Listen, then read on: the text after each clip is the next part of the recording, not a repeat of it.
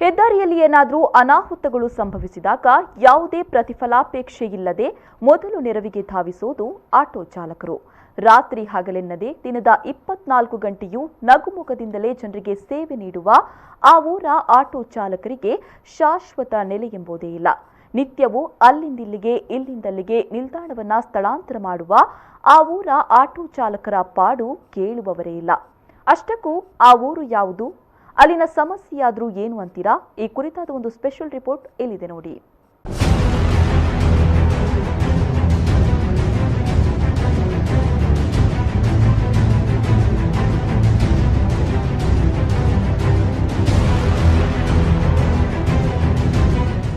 ಒಂದೆಡೆ ಜಗತ್ಪ್ರಸಿದ್ಧ ತ್ರಾಸಿ ಮರವಂತೆ ಕಡಲ ಕಿನಾರೆ, ಇನ್ನೊಂದೆಡೆ ಜಿಲ್ಲೆಯ ಪ್ರಸಿದ್ಧ ಗಂಗೊಳ್ಳಿ ಮೀನುಗಾರಿಕಾ ಬಂದರು. ಹೇಳಿ ಕೇಳಿ ಈ ಊರು ಪ್ರವಾಸಿಗರ ನೆಚ್ಚಿನ ತಾಣ. ಇವೆರಡಕ್ಕೂ ಸಂಪರ್ಕ ಕಲ್ಪಿಸುವ ಪ್ರಮುಖ ಜಂಕ್ಷನ್ ಆಗಿ ಗುರುತಿಸಿಕೊಂಡಿರುವ ತ್ರಾಸಿಪೇಟೆಯಲ್ಲಿ ಇದೀಗ ಆಟೋ ಚಾಲಕರು ಶಾಶ್ವತ ನೆಲೆಯಿಲ್ಲದೆ ಪರದಾಡುವಂತಾಗಿದೆ.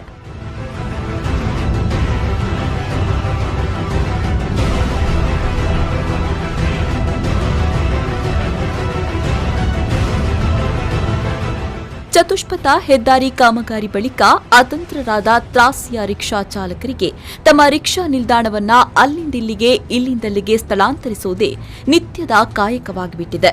ಸುಮಾರು 2 ವರ್ಷಗಳಿಂದ ನಿರಂತರವಾಗಿ ಶಾಶ್ವತ ನಿಲ್ದಾಣಕ್ಕಾಗಿ ರಿಕ್ಷಾ ಚಾಲಕರು ಬೇಡಿಕೆ ಇಡ್ತಾ ಇದ್ರೂ ಜನಪ್ರತಿನಿಧಿಗಳಾಗಲಿ ಅಧಿಕಾರಿಗಳಿಂದಾಗಲಿ ಯಾವ ಪ್ರಯೋಜನವೂ ಇಲ್ಲದಂತಾಗಿದೆ. ಕುಂದಾಪುರ ಬೈಂದೂರು ರಾಷ್ಟ್ರೀಯ ಹೆದ್ದಾರಿ 66ರ ಕಾಮಗಾರಿ ಸರ್ವಿಸ್ ರಸ್ತೆ ನಿರ್ಮಾಣಕ್ಕಾಗಿ ಸುಮಾರು 50 ವರ್ಷಗಳಿಂದಲೂ ತ್ರಾಸಿಯಲ್ಲಿದ್ದ ರಿಕ್ಷಾ ನಿಲ್ದಾಣವನ್ನ ಈ ಹಿಂದೆಯೇ ಎತ್ತಂಗಡಿ ಮಾಡಲಾಗಿದೆ. ಆ ಬಳಿಕ ಚಾಲಕರು ನಿಲ್ದಾಣವನ್ನ ಅಲ್ಲೇ ಸಮೀಪದಲ್ಲಿ ನೆನೆಗುದಿಗೆ ಬಿದ್ದ ಖಾಸಗಿ ಪೆಟ್ರೋಲ್ ಬಂಕ್ನ ಮುಂಭಾಗದಲ್ಲಿ ತಾತ್ಕಾಲಿಕವಾಗಿ ಇಟ್ಟುಕೊಂಡಿದ್ದಾರೆ. ಆದರೆ ನೆನೆಗುದಿಗೆ ಬಿದ್ದ ಪೆಟ್ರೋಲ್ ಬಂಕ್ ಮರಳಿ ಆರಂಭಿಸುವ ಸಿದ್ಧತೆಯಲ್ಲಿದ್ದರಿಂದ ಇದೀಗ ಆಟೋ ಚಾಲಕರು ಮತ್ತೆ ಅತಂತ್ರರಾಗಿದ್ದಾರೆ.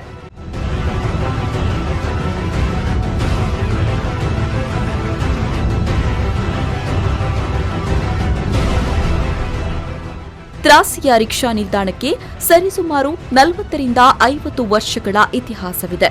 ಗಂಗೊಳ್ಳಿ, ಮುಳ್ಳಿಕಟ್ಟೆ, ಗುಚ್ಚಾಡಿ ಎಲ್ಲ ಊರುಗಳಿಗಿಂತ ತ್ರಾಸಿಯಲ್ಲಿಯೇ ಮೊದಲು ರಿಕ್ಷಾ ನಿಲ್ದಾಣ ಆರಂಭಗೊಂಡಿರುವ ಹಿರಿಮೆಯಿದೆ.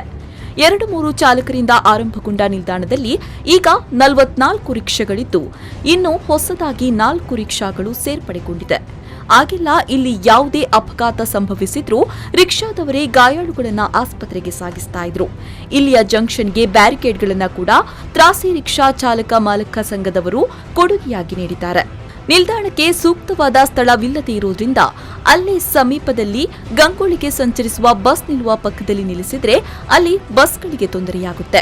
ಈಗ ಖಾಸಗಿ ವ್ಯಕ್ತಿಯೊಬ್ಬರು ಮಾನವೀಯ ನೆಲೆಯಲ್ಲಿ ತಾತ್ಕಾಲಿಕವಾಗಿ ಅವರ ಜಾಗದಲ್ಲಿ ನಿಲ್ಲಿಸಲು ಅವಕಾಶ ನೀಡಿದ್ದಾರೆ.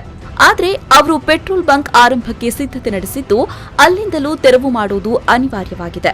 ಹಾಗಾದ್ರೆ ರಿಕ್ಷಾಗಳನ್ನ ಎಲ್ಲಿ ನಿಲ್ಲಿಸಲಿ ಎನ್ನುವುದಾಗಿ V4 ವಾಹಿನಿಯ ಮುಂದೆ ಚಾಲಕರು ಅಳಲು ತೋಡಿಕೊಂಡಿದ್ದಾರೆ.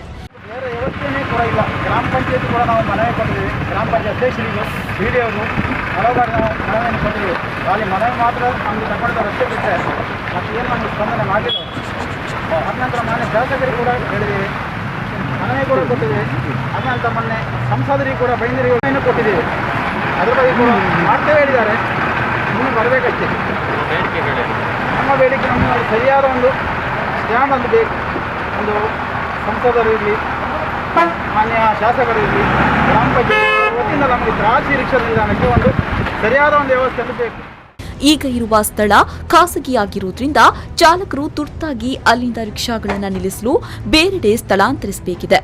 ಕುಂದಾಪುರದಿಂದ ಗಂಗೊಳ್ಳಿಗೆ ಸಂಚರಿಸುವ ಬಸ್ ನಿಲ್ಲುವ ಸ್ಥಳದಲ್ಲಿ ರಿಕ್ಷಾ ನಿಲ್ದಾಣಕ್ಕೆ ಅವಕಾಶವನ್ನ ಮಾಡಿಕೊಟ್ಟು ಬಸ್ಗಳನ್ನ ಮತ್ತೊಂದು ಬದಿಯ ಬಸ್ ನಿಲ್ದಾಣದಲ್ಲಿ ನಿಲ್ಲಲು ಅವಕಾಶ ಮಾಡಿದ್ರೆ ಉತ್ತಮ ಎನ್ನುವುದಾಗಿ ರಿಕ್ಷಾ ಚಾಲಕರು ಹೇಳ್ತಾರೆ. ಸ್ಟ್ಯಾಂಡಿನ ಬಗ್ಗೆ ನಾವು ತುಂಬ ಹೋರಾಟ ಮಾಡ್ತಾ ಇದ್ದೇವೆ. ಅವರಿಗೂ ಪಂಚಾಯತಿನವರಿಗೂ ಹೇಳಿದ್ದೇವೆ ಮತ್ತು MLA ಅವರಿಗೆ ಹೇಳಿದ್ದೇವೆ. ಆದರೂ ಏನು ಇಷ್ಟರೊಳಗೆ ಏನೂ ನಮಗೆ ಪರಿಹಾರ ಕೊಡಲಿಲ್ಲ. ಯಾಕೆ ಪರಿಹಾರ ಅಂತ ಹೇಳಿದರೆ ನಮಗೆ ಸ್ಟ್ಯಾಂಡ್ ಇದುವರೆಗೆ ಏನು ಎಲ್ಲಿ ಅಂತೇಳಿ ತೋರಿಸಲಿಲ್ಲ, ಮಾಡಲಿಲ್ಲ. ಆದ ಕಾರಣ ನಾವು ಪಂಚಾಯತಿನವ್ರಿಗೆ ಹೇಳ್ತಾ ಇದ್ದೇವೆ, ಸ್ಥಳೀಯ ಪೊಲೀಸ್ ಅಧಿಕಾರಿಗಳಿಗೆ ಹೇಳ್ತಾ ಇದ್ದೇವೆ, ಹಾಗೂ MLA ಅವರಿಗೆ, MP ಅವರಿಗೆ ಎಲ್ಲರಿಗೂ ನಾವು ಹೇಳ್ತಾ ಇದ್ದೇವೆ, ಆದಷ್ಟು ಬೇಗ ನಮಗೊಂದು ನೆಲೆ ಮಾಡಿಕೊಡಿ.